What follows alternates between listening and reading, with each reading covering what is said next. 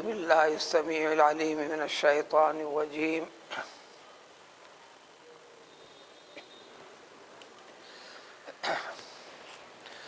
ولو نزلنا عليك كتابا في قرطاس فلمسوه بأيديهم لقال الذين كفروا إن هذا إلا سحر مبين وقالوا لولا أنزل عليه ملك ولو أنزلنا ملكا لقضي الأمر ثم لا ينظرون۔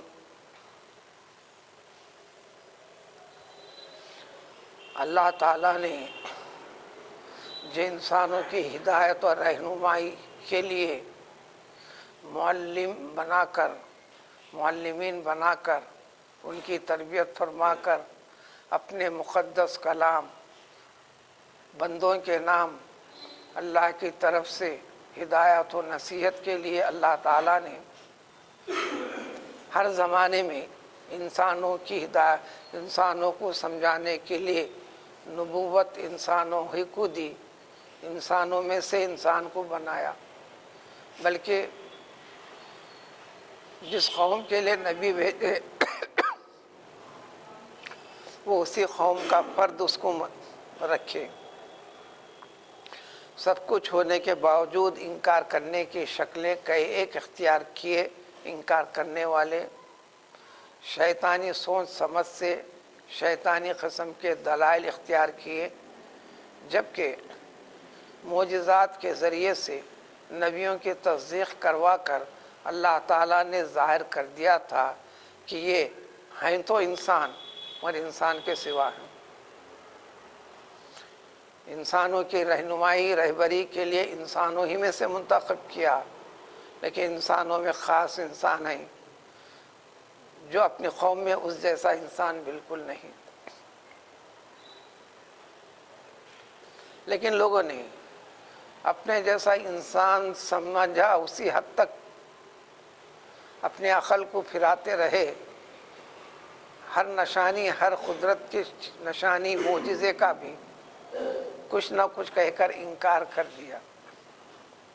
یہ مشرکین مکہ نے بھی کئی ایک قسم سے مخالفت کی انہوں نے۔ قرآن اس کا ذکر کرتا ہے جگہ جگہ، سیرت النبی صلی اللہ علیہ وسلم کی تمام تاریخ اس کیفیت کو، حقیقت کو بتاتی ہے۔ احادیث کا سب سے بڑا مجموعہ یہ ساری کی ساری چیزیں لکھی ہوئی ہیں، قلم بند ہے۔ ان میں سے ایک چیز جو تھی اس کا تذکرہ یہاں پر ہے۔ آخرکار مشرکوں نے آ کر یہ مطالبہ کیا، جبکہ اس جیسے مطالبوں کو فرمائش کے پوری کروانے پر بھی، شق القمر والے معجزے کے باوجود بھی، معراج شریف کے واقعے کو اس کے دوران میں جو ان کے اپنے قافلوں کی حقیقت کی تفصیل جو بتلائی پیغمبر صلی اللہ علیہ وسلم، جو انسانی طاقتوں سے باہر کی بات تھی، اللہ کی طرف سے تھی، سمجھ نہ سکے تو آخر میں یہ کہا انہوں نے، چلیے آسمان سے ایک کتاب اللہ کی طرف سے اترتی ہوئی ہم دیکھنا چاہتے ہیں، جو ایسے کاغذوں کی شکل میں ہونا۔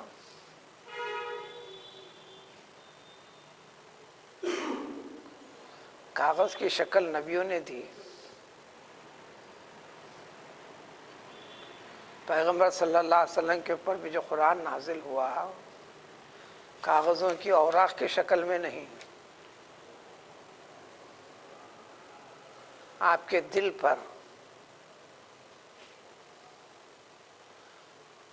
فرشتے جبریل امین علیہ السلام کے ذریعے سے آپ کو پڑھوا دیا گیا، بتا دیا گیا۔ پھر جبریل امین علیہ السلام نے سن کر تصدیق بھی کر لی۔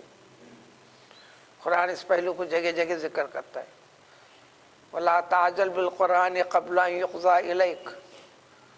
پیغمبر صلی اللہ علیہ وسلم کی کوئی چیز میرے دماغ سے، ذہن سے نکلنے نہ پائے، عجلت کیا کرتے تھے، جملے کے لفظ کی تکرار کرتے تھے، ولا تحرک بھی لسانک لتعجل بھی، آپ کو اتنا پریشان ہونے کی ضرورت نہیں ہے پیغمبر، انا علینا جمعہ، یہ ذمہ داری ہماری ہے، خدا نے آپ کے اس میں جمع کرنا، آپ کے حافظ میں بٹھانا، آپ کی زبان سے ادا کروانا، یعنی اللہ تعالیٰ ہی کرواتے ہیں۔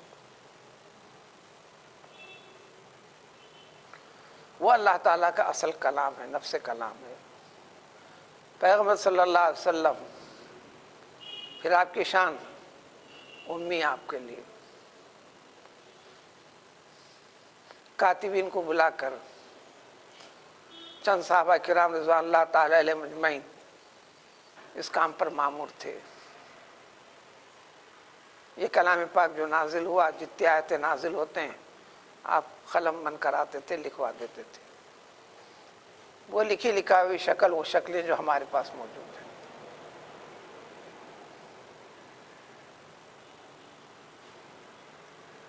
اس کلام پاک کے ساتھ ایسا ہوا۔ دوسری کتابیں پیغمبر موسیٰ علیہ السلام کو کوہ طور پر بلا کر ایک تجلی پڑتی نور کی، آپ کو ذکر و شغل میں مصروف رکھتے، ساری چیزیں لکھی جاتی، پھر چٹان پلیٹ کی شکل میں ساری چیزیں لکھی ہوئی، اس جانب اس جانب، پھر الگ ہو کر بازو پڑتی، پھر تجلی پڑتی، کڑک آواز آتی، ساری چیزیں لکھی جاتی، اس طرح پورے 10 تختیوں کی شکل میں بنی،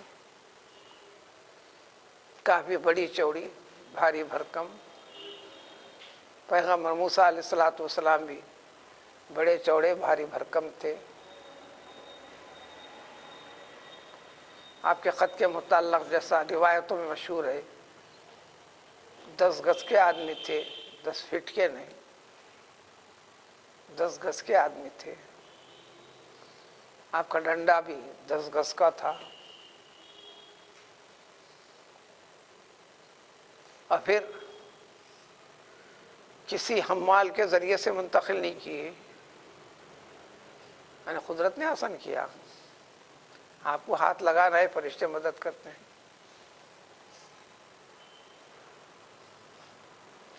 نیک صالح مردے کے جنازے کو اٹھائیے، آپ کو ہلکا پھلکا نظر آئے گا، آپ کو فیصلہ کر کے یہ کہنا نہیں ہے کہ انہیں نیک تھا انہیں بد تھا۔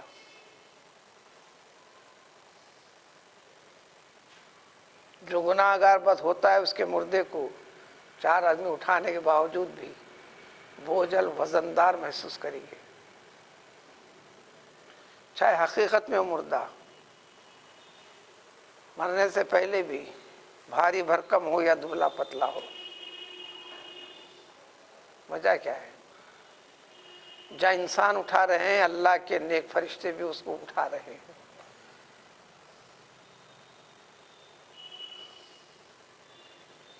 اس کے برخلاف صورت ہوتی ہے تو اللہ کے فرشتے اس کو اٹھانے میں ساتھ نہیں دیتے،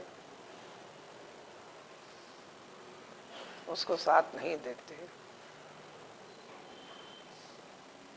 سائنس کے اعتبار سے، میڈیکلی اعتبار سے، روح کے نکلنے کے بعد ویٹ بڑھا ہوا ہی ہوتا ہے مردے کا۔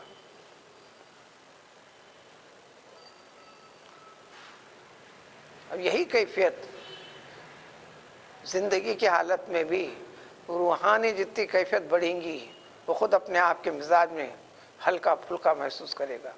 یہ کیفیت بڑھتے گئے جیسا وہ ہلکا پھلکا محسوس کرے گا۔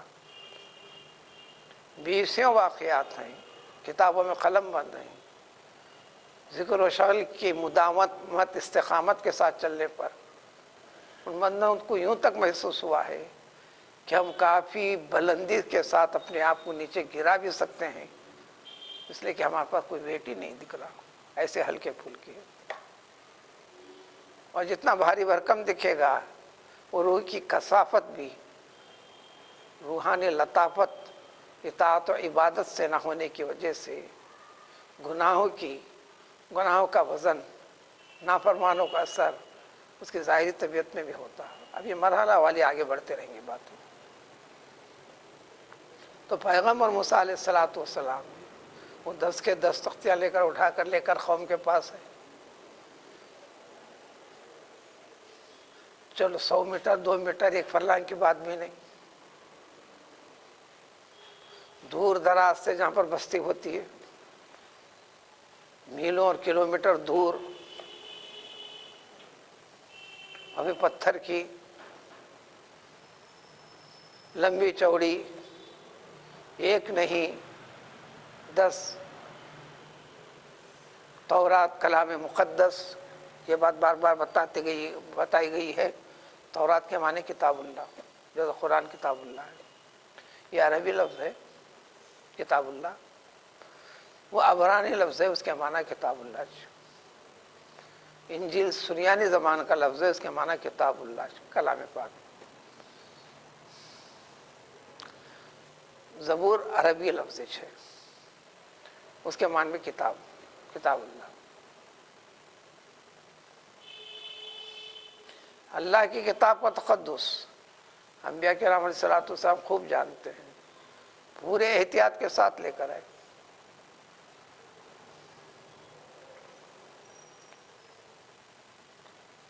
اللہ کی کتابیں ایک ساتھ دے دی جاتی تھی انبیاء کرام علیہ السلام کو. جو بھی شکل ہے ایک شکل کی وضاحت ملتی ہے. پیغمبر موسیٰ علیہ السلام کی کم و بیش یہی شکلیں تھیں جو بھی کتابیں صحیفے نازل ہوئے تھے. امت کے سامنے پیش کر دیا جاتا، بتا دی جاتی اللہ کی کتاب. نبی اس کے ذریعے سے امتیوں کو بتانا، امتی اس کتاب میں ڈھونڈنا، ٹٹولنا، تلاش کر لینا.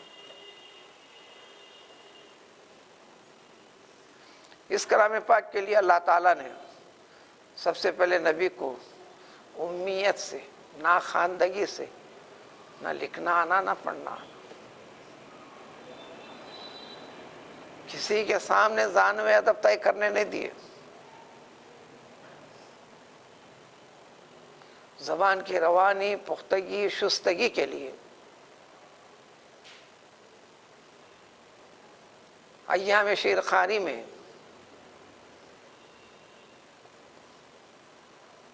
کوئی زیادہ دن تک دودھ نہیں پیا اپنی ماں کا بھی. حضرت حلیمہ سعدیہ کے پاس روانہ کر دیا گیا، اس لیے کہ وہ قبیلہ 2 وجوہات تھے.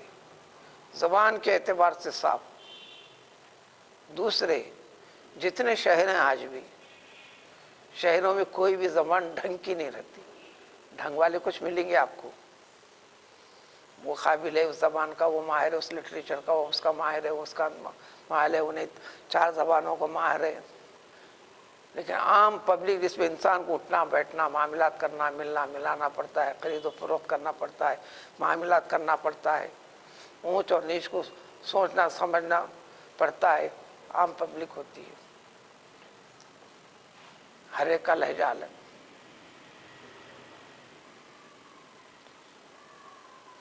نہ ڈھنگ نہ رنگ.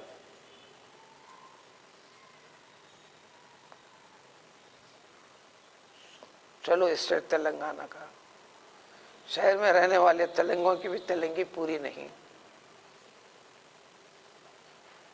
میں خود چند دن پہلے ایک منڈی میں ترکاری کے خریدی کے لیے گیا تو 2 آدمی کی بحث چل رہی، دونوں تلنگوں کی. وہ غصے میں آ کر اس کو یہ کہہ رہا تھا، نیکو دماغ لے دو. یہ دماغ تو عربی کا پیور لفظ ہے، شاید اس میں بدھی کیا کہتے ہیں پتہ نہیں. آپس میں تیلگو میں گفتگو ہو رہی، تیلگو میں جھگڑا ہو رہا، تیلگو میں بحث ہو رہی. جب اس کو انہیں غصے میں آ کر کہہ رہا ہے نیکو دماغ لے دو، کہاں ہے زبان؟ تو پیغمبر صلی اللہ علیہ وسلم کی زبان دانی درست کی گئی بچپن سے. کسی سے کوئی کہانی سننے کا بھی موقع نہیں دیا.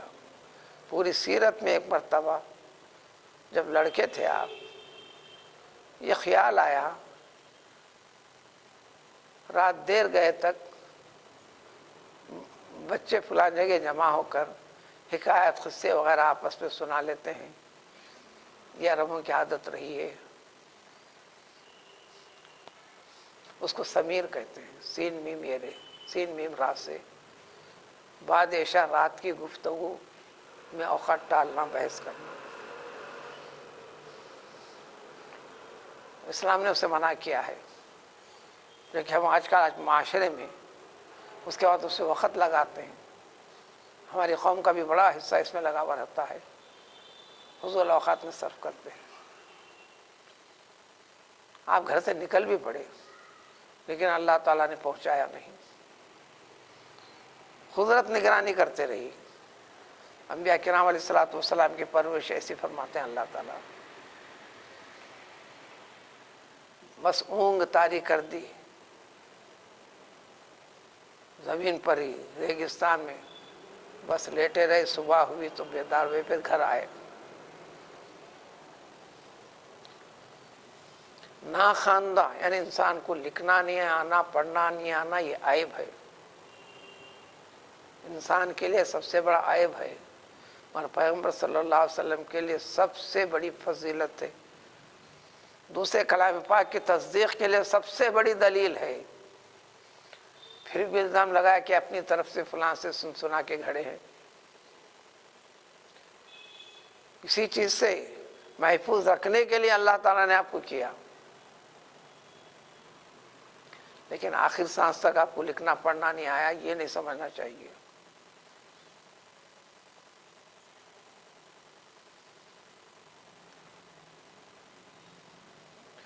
جب آپ دنیا سے رخصت فرمائے تو سب آپ پڑھ بھی سکتے تھے، لکھ بھی سکتے تھے، لکھے نہیں آپ.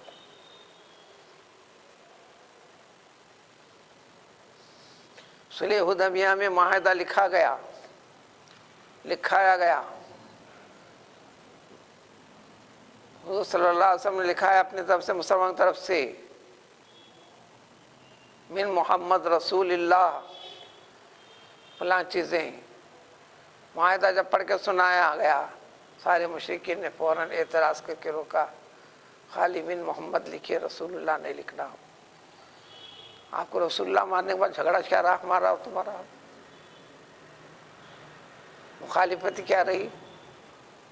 آپ ہماری قوم کے فرد، ہم آپ کے خاندانوں سے، قبیلے سے، قومیت بحیثیت کے، انسانیت کے، قبیلے کے، حسب و نسب کے، ہم تو ایک ہی ہیں. لہٰذا رسول اللہ کو اس میں سے نکالیے. حضور صلی اللہ علیہ وسلم نے حکم دیا، اے علی اس کو میٹ دو. آپ نے فرمایا یہ جرت میں نہیں کر سکتا یا رسول اللہ صلی اللہ علیہ وسلم. 1400 صحابہ کی جماعت تھی، کوئی بھی آگے نہیں بڑھا.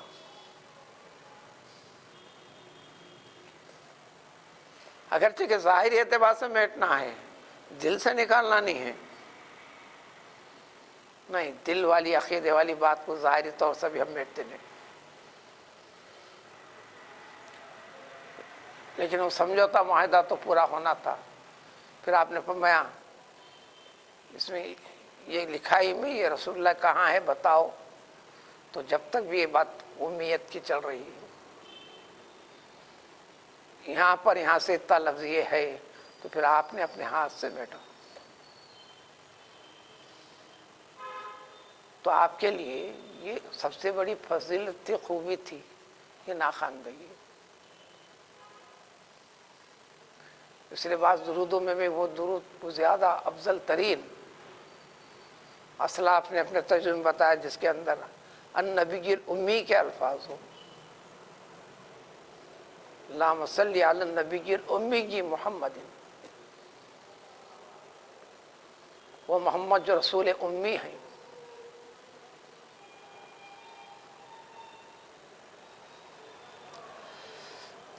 الغرض تو اس طرح ان کا ایک اعتراض ہوا کہ ہم چاہتے ہیں کہ آسمان سے کتاب، ایسے کتاب اترتے رہنا، کاغذوں کی شکل میں ہونا، ہم اس کو ہاتھ سے ایسا دیکھیں گے بھی، کہیں آنکھوں کا دھوکہ تو نہیں ہو رہا، ٹٹولیں گے بھی، پلٹا کے دیکھیں گے بھی، پھر اس کے ساتھ فرشتے بھی دکھنا، کم سے کم 4 فرشتے رہنا، یہ فرشتے گواہی دینا یہ اللہ کی کتاب ہے، یہ نبی برحق ہیں، اے لوگو اللہ کی اس کتاب کو قبول کرو، اللہ کے اس نبی کو نبی مانو۔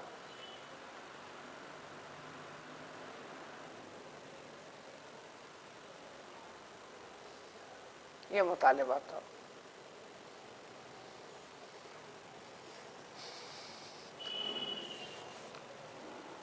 کھانے پینے کی چیزیں پکی پکائی ہوئی شکل میں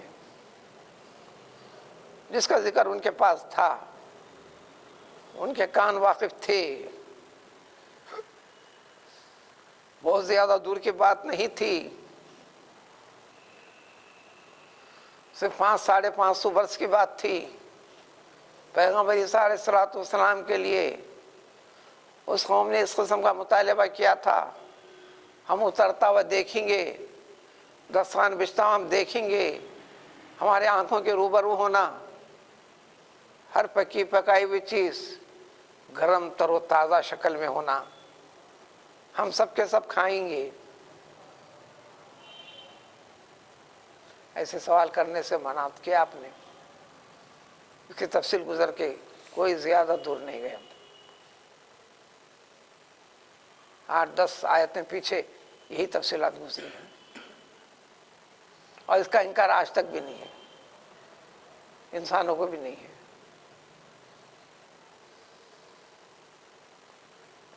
پھر ذری دیر کے بھی نہیں، دنوں تک رہا،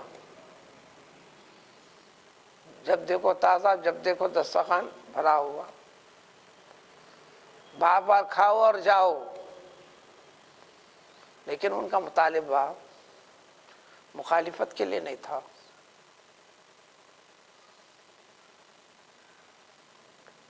اس قوم کا مطالبہ مخالفت کے لیے نہیں تھا کہ ایک اس قسم کے معجزے اللہ تعالیٰ نے عیسیٰ علیہ السلام کے ذریعے سے ظاہر کروا دیے تھے، پھر یہ ایک چیز کا درخواست کی، ایسے سوالات نہیں کرتے، ڈانٹ ڈپٹ کیا پیغمبر علیہ السلام نے اپنے امتیوں سے۔ انہوں نے کہا ہمارے کوئی اعتراض کے لیے نہیں، حجت کے لیے نہیں، وَلَٰكِن نُرِيدُ أَن نَطْمَئِنَّ، اور اطمینان ہمارے ایمان میں اور پختگی بڑھانے کے لیے۔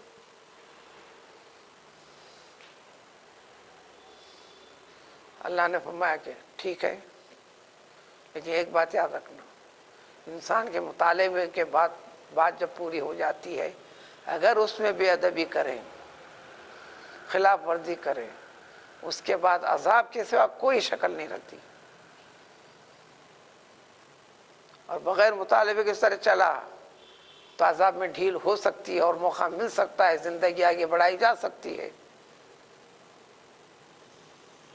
توبہ کا دروازہ مزید ان کے لیے کھلا رکھا جا سکتا ہے۔ کیا انہوں نے، لیکن یہاں مطالبہ حجت کے لیے، مخالفت کے لیے، انکار کے لیے، تنگ کرنے کے لیے، نہ ماننے کے لیے،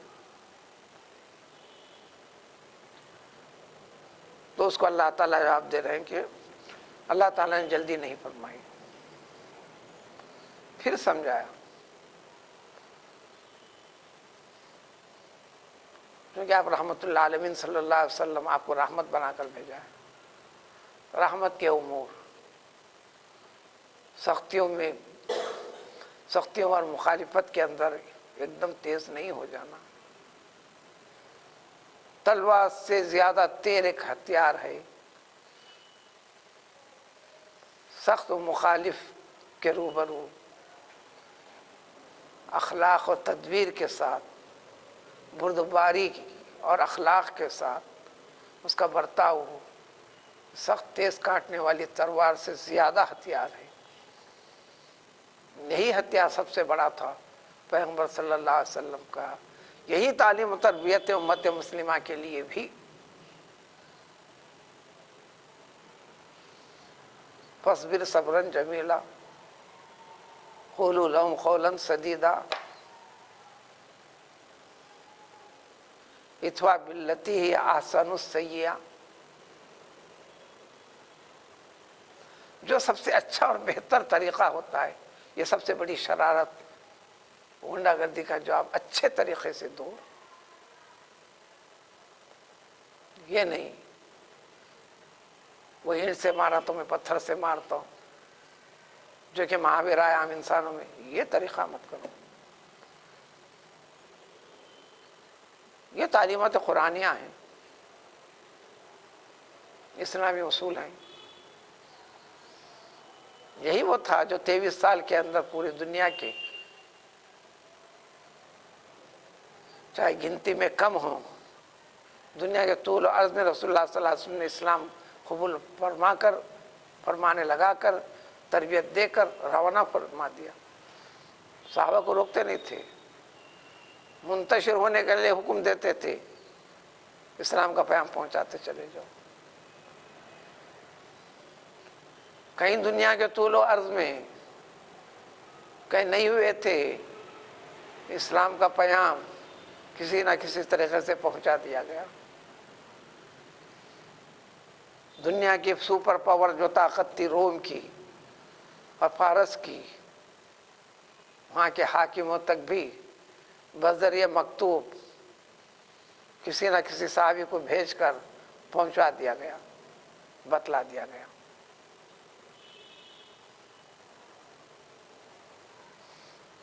فارس کے شہنشاہ نے غصے میں کاغذ کچھ ٹکڑے ٹکڑے کیا، اطلاع ملنے پر حضور صلی اللہ علیہ وسلم الفاظ جب فرمائے، تجھے تیری مملکت کو بھی ٹکڑے ٹکڑے کر دیا جائے گا۔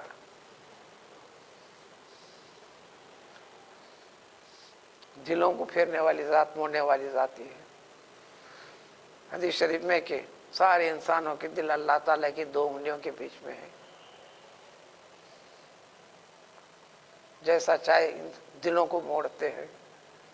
اس لیے دعا کے اندر بھی یا مقلب القلوب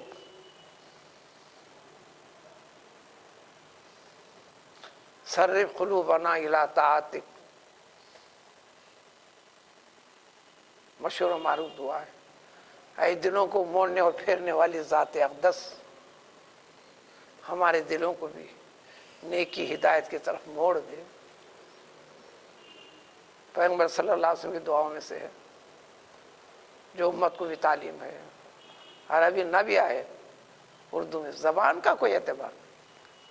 اللہ تعالیٰ کے پاس مطلوبہ پیش کرنے کے لیے زبان کا ہونا ضروری نہیں، لیکن عربیت کے ساتھ جڑنا، ان چیزوں کو اس میں یاد رکھنا، چونکہ ان دعا کا تعلق اللہ کے رسول سے، ان دعا کا تعلق اللہ کے کلام پاک سے ہے۔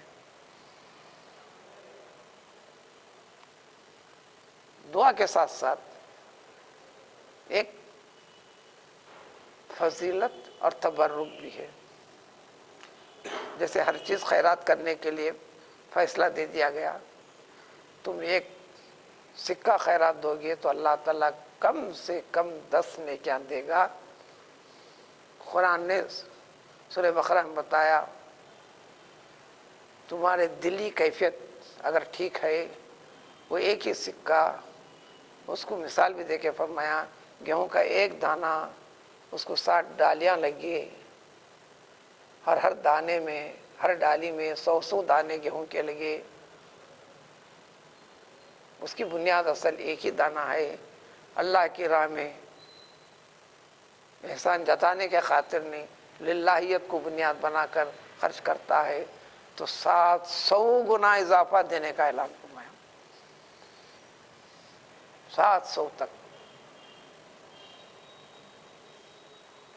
یہ اللہ تعالیٰ کی عطا ہے۔ الغرض تو ان کے متعلق ذکر کی کہ اللہ تعالیٰ اب نازل کیے تو شکلیں کیا ہوں گی تمہارے لیے۔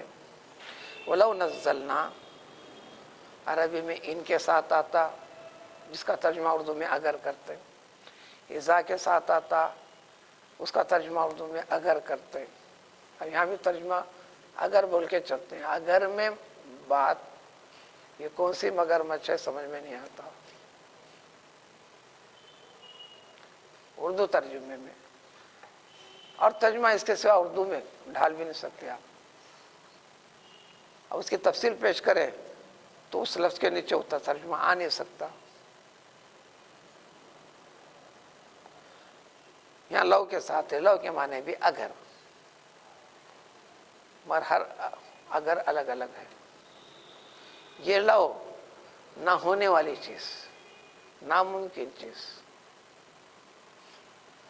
ناممکن چیز کرے نہیں اللہ تعالیٰ، کریں گے بھی نہیں. ایسا کریں گے تو تمہاری خیریت میں. وَلَوْ نَزَّلْنَا، اس لیے اگر ترجمہ اس کو یوں کر سکتے وَلَوْ بِالْفَرْض، کیے نہیں اگر کر دیں، وَلَوْ بِالْفَرْض ہم نازل کر دیں، انزلنا نہیں نزلنا.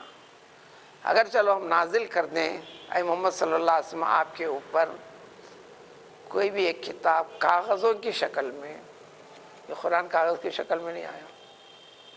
اب اس کے بعد ایک بڑی تفصیل ہے، اس کو میں چھیڑنے رہا ہوں، جو عقیدے سے تعلق ہے.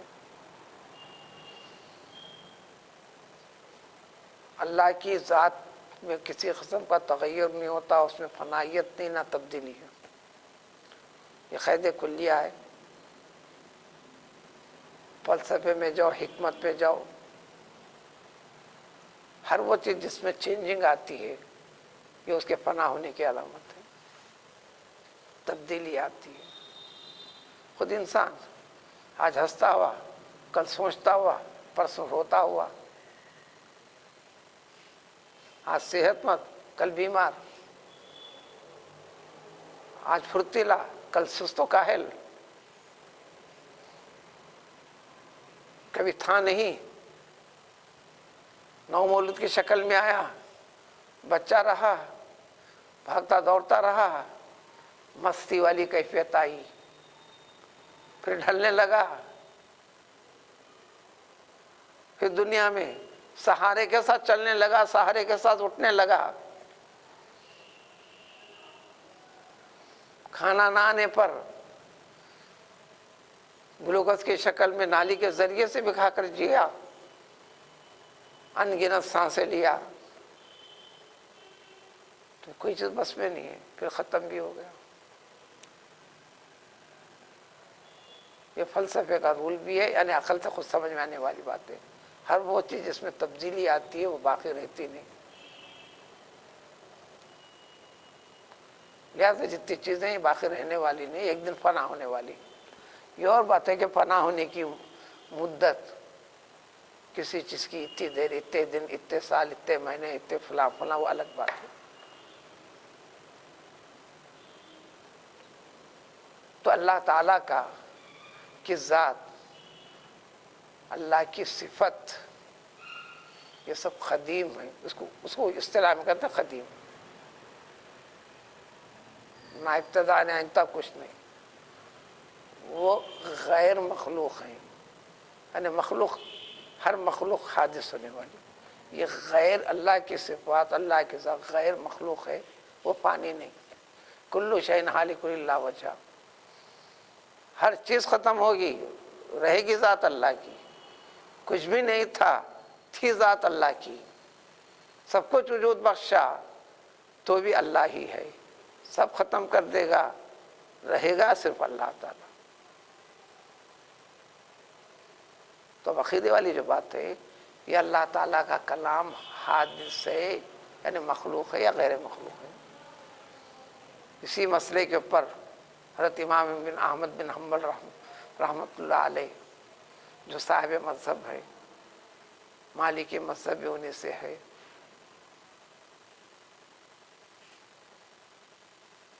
اسی مسئلے کے اندر آخرکار جان بھی دیا انہوں نے. اسلامی فرقوں میں فرقیت سے حکمران طبقے کے اوپر معتزلی فرقے کا اثر سب سے زیادہ، آج بھی وہ اثر ہے. صرف ہم میں اب وہ تمیز نہیں ہے، کیونکہ وہ تعلیم نہیں ہے. اب ہماری پہچان الگ الگ ہے. یہ کرتے، وہ کرتے، یہ جماعت کرتے، وہ جماعت کرتے کرتے کرتے کرتے اس کے پیچھے ایک اصول قاعدے ہیں. وہ ساری مخالفتیں نماز کے پڑھنے میں نہیں ہے، روزے کے رکھنے میں نہیں ہے، زکوٰۃ کے دینے میں نہیں ہے، حج اور اس کے ارکان کے بجا لانے میں نہیں ہے، پھر ہے کیا اختلاف؟ عقیدے میں ہے۔ اسلامی تعلیمات سارے کے سارے اعمال کا تعلق صرف عقیدے سے ہے۔ سارے مشرکین مکہ خانہ کعبہ کو اہتمام کرتے تھے، صاف کرتے تھے، طواف کرتے تھے، قربانی دیتے تھے، صفا مرمہ کے درمیان میں دوڑتے تھے، عرفے کے میدان میں جمع ہوتے تھے، مینا میں رہتے تھے، جانور کاٹتے تھے، نام قربانی کا دیتے تھے، لیکن پھر بھی کوئی بھی چیز ان کی عبادت نہیں تھی۔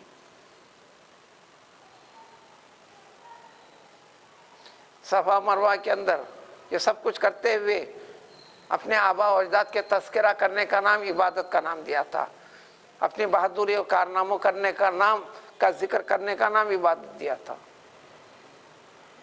اس نام نے آ کر یہ کرتے تھے بول کے جگہ کو بدلا نہیں، کعبے میں بت بٹھا دیے تھے۔ ارے اب تک سالوں صدیوں تک بت پرستی کے ساتھ جوڑ دیا تھا، چلو اس کو ہٹا کے مقام کو چینج کر دو، تبدیل کر دو، کیا نہیں، خرابیوں کو دور کیا۔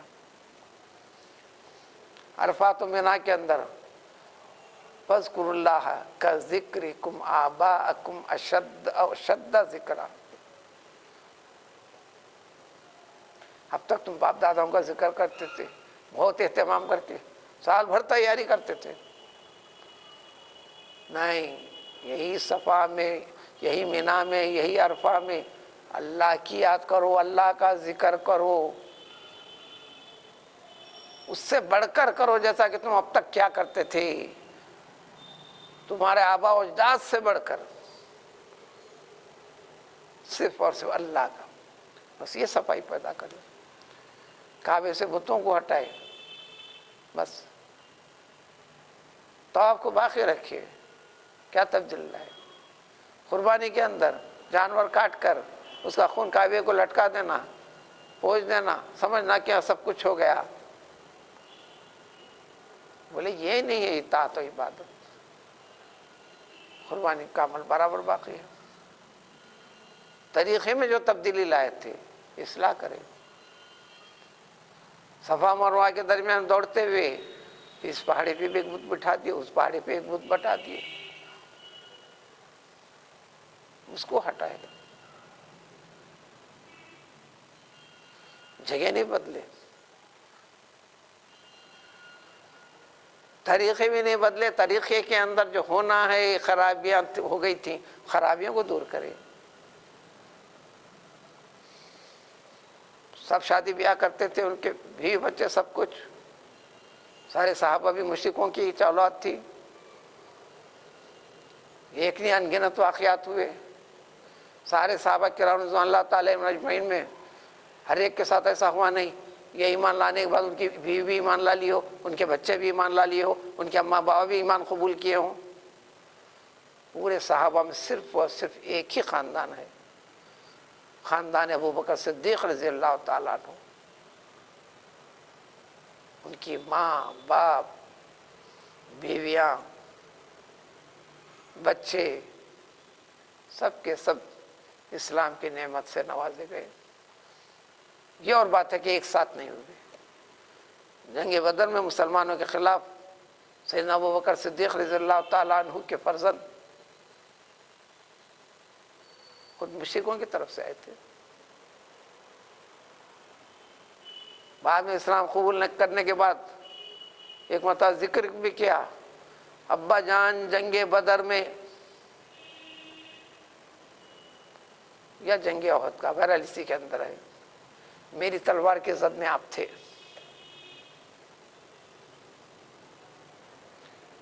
عین وقت پہ صرف میرے دل کے اندر گزرا کہ میرے ابا جان ہیں، تلوار سے کھیل کھیلنے کے لیے ابھی تو بہت بڑی تعداد ہے، میں اس طرف رخ کر دیا اور آپ کی طرف چھوڑ دیا، ان سے نمٹنے والا دوسرا نمٹے، میں بحیثیت بیٹے کہ بھائی ان سے نہیں نمٹتا، یہ خیال کر کے میں ہٹ گیا، بلا کسی تعامل کے فوراً جواب دیا۔ ابو بکر صدیق رضی اللہ تعالیٰ عنہ نے میری نظر پڑی نہیں، یہ موقع مجھے ملا نہیں، اگر یہ موقع میرے ہاتھ میں آتا تو ایمان کے خاطر سب سے پہلے آگے بڑھ کر میں اپنی تلوار سے تیرا سر قلم کر دیتا۔ ایمان کا درجہ سارے رشتے ناتوں سے بڑھ کر ہے۔ جنگ بدر میں قیدیاں آئے، مسئلہ چلا قیدیوں کے ساتھ کیا کیا جائے۔ قیدیوں میں حضرت عباس حضور اکرم صلی اللہ علیہ وسلم کے چچا بھی ہیں، حضرت علی کے حقیقی بھائی بھی ہیں۔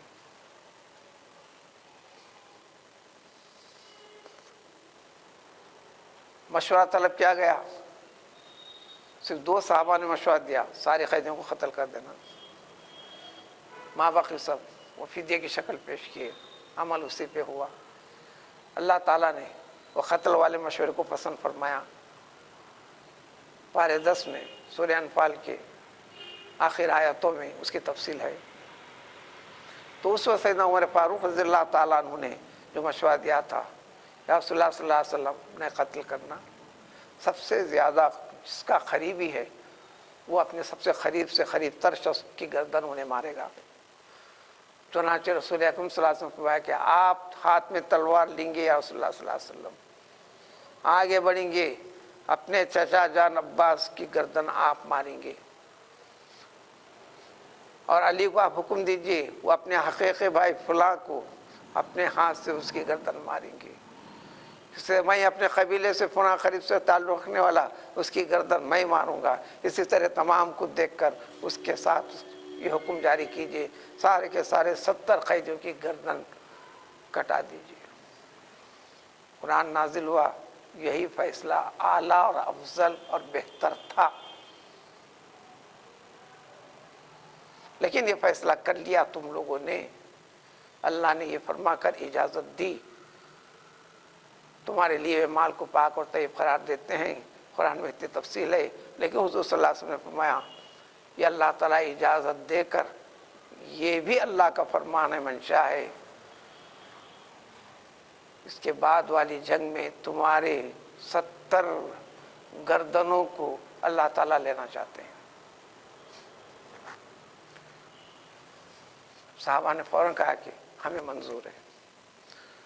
لہذا جنگ احد میں پوری جیتی ہوئی شکل، جیتی ہوئی بازی عین وقت میں پلٹتی ہے، مشرکوں کو کامیابی نہیں ملتی، پوری طرح کامیابی مسلمانوں کو نہیں ہوئی، کامیابی ملنے کے بعد کی شکل ہوئی ہے، پورے 70 صحابہ کرام رضوان اللہ تعالی علیہم اجمعین کی گردنیں کٹی۔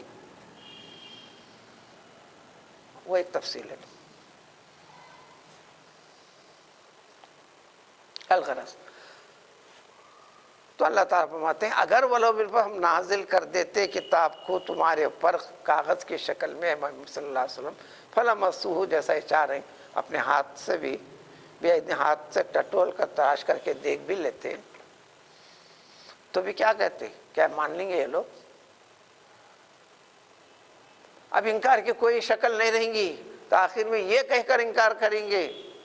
ایسا 20 مرحلوں میں کہا بھی ہے، ان ھذا الا سحر مبین، دوسری قرات بھی ہے ان ھذا الا ساحر مبین،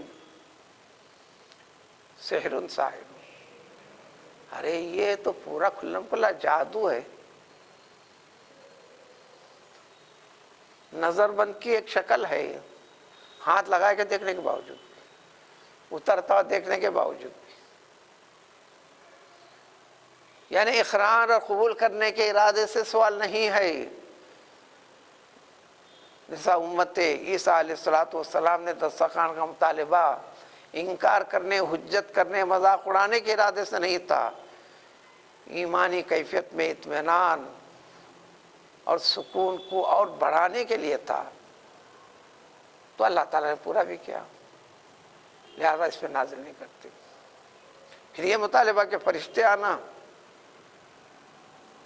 دنیا میں اب تک جتنے انبیاء کے پاس فرشتے بھیجے، جب بھی آئے فرشتے اپنی شکل میں نہیں آئے۔ ابراہیم علیہ السلام کے پاس فرشتے بھیجے گئے انسانی شکل میں، لوط علیہ السلام کے پاس فرشتے بھیجے گئے انسانی خوبصورت بغیر ریش والے داڑھی مچھی کے بغیر نوجوان کی شکلوں میں فرشتے انسانی شکل میں آئے.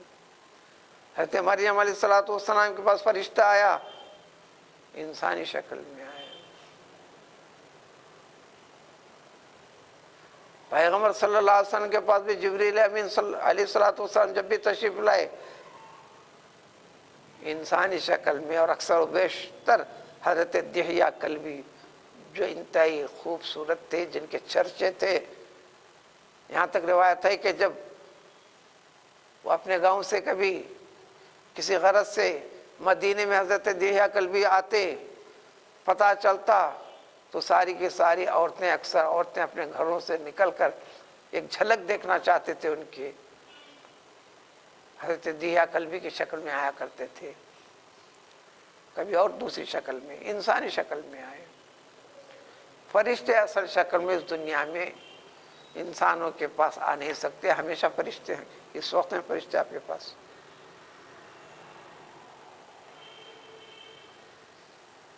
وہ ان کے ہیبت ناک چیزیں، شکلیں انسان کو کوئی چیز سننے کے لائق ہی نہیں رکھتی، بھلے دیکھ کر برداشت بھی نہیں کر سکتے، ہیبت سے دم توڑیں گے. دوسری وجہ ان کی شکلیں، خود جبریل امین علیہ السلام کو صرف 2 مرتبہ اللہ تعالیٰ نے حضور اکرم صلی اللہ علیہ وسلم کو بتایا اصلی شکل میں. ایک معراج میں سدرۃ المنتہا کے اوپر، اور پھر نبوت کے دینے کے وقت پر آسمان کے اوپر نیچے سے آپ کو اتنی بڑی کرسی کے ساتھ بیٹھائے ہوئی شکل. وجہ یہ ہے کہ آپ کو 600 پر والے ہیں. آپ صرف ایک جانب کا جو پنکھ ہے، جیسے ایک جہاز کا بازو کا جیسا پنکھ ہوتا ہے، سورج جہاں سے نکلتا ہے جہاں ڈوبتا ہے مشرق و مغرب تک اس کو ٹکنے کے لیے جگہ بس نہیں ہو سکتی، تو پھر 2 پنکھ کے درمیان میں آپ کا بدن وہ اصلی شکل میں آ بھی نہیں سکتے ہو.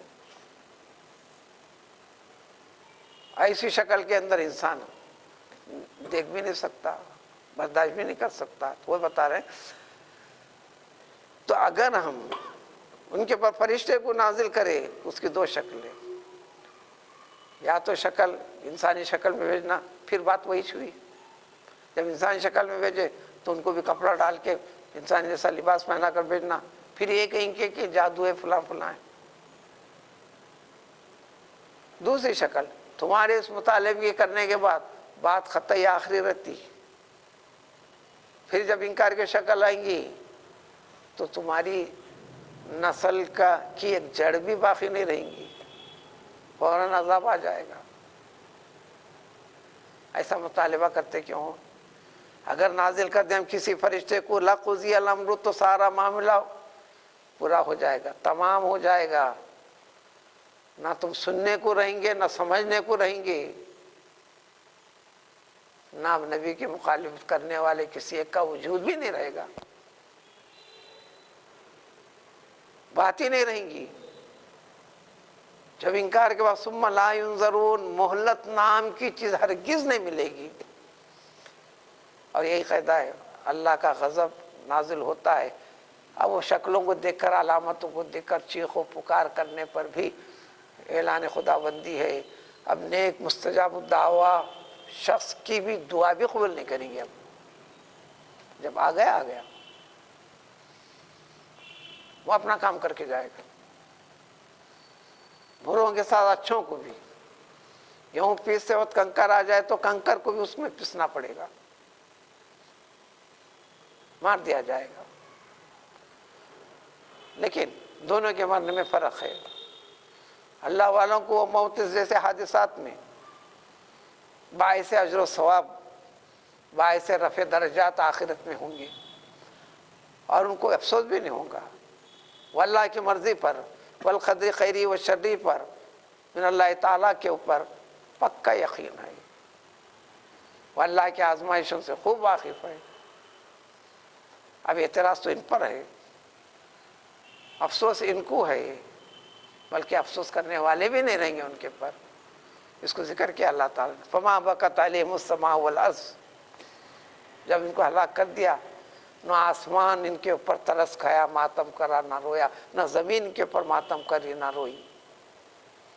سورہ دخان کی آیت ہے، یعنی آسمان سے مراد نہ آسمانوں کی مخلوق کو بھی افسوس نہیں ہوا، جو فیصلہ کیا بہتر فرمائے رب آپ کی مرضی، نہ زمین کے کسی شخص کو بھی افسوس نہیں ہوا، ہونا تھا یہی، یہ اسی کے لائق تھے، کوئی ترس نہیں کھائی ان کے اوپر،